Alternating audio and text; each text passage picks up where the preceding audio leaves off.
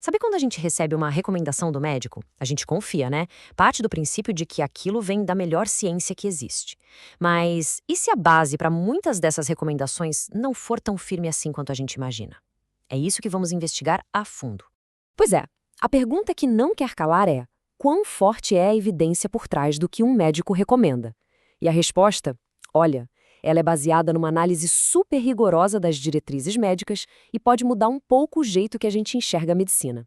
8,5%. Esse número, assim, jogado no ar, pode não parecer muita coisa, mas o que ele representa é aí que a coisa fica séria. Essa é a porcentagem das recomendações em cardiologia lá nos Estados Unidos que são apoiadas pelo nível mais alto de evidência médica. É isso mesmo, apenas 8,5%.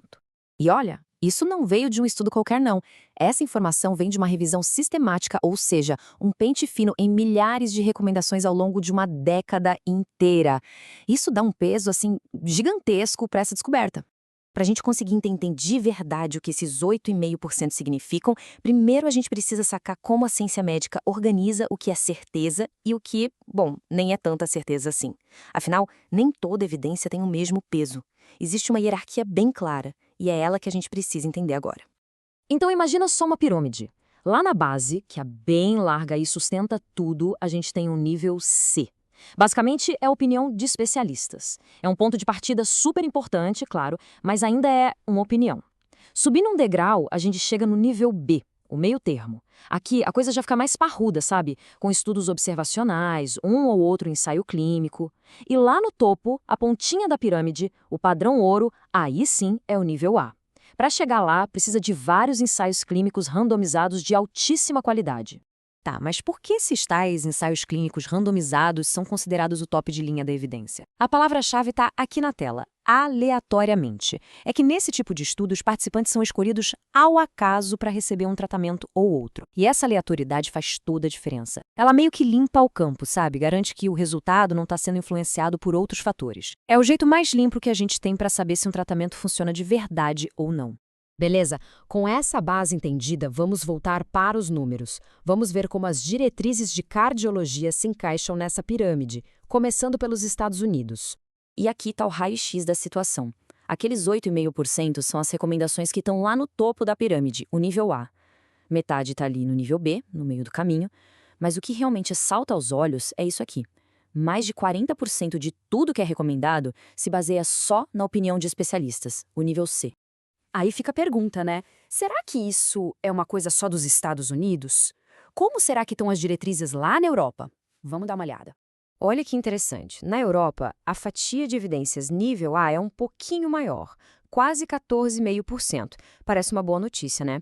Só que, por outro lado, a dependência da opinião de especialistas, o nível C, é ainda maior. Passa dos 54%.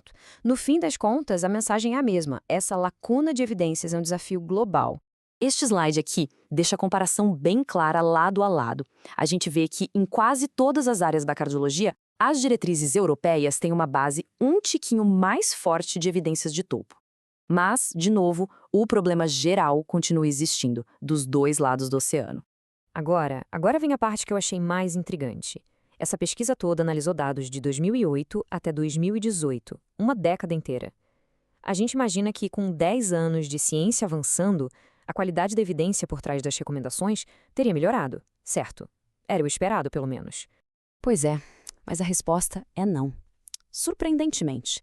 Nos Estados Unidos, a proporção de evidências nível A, na verdade, caiu um pouco.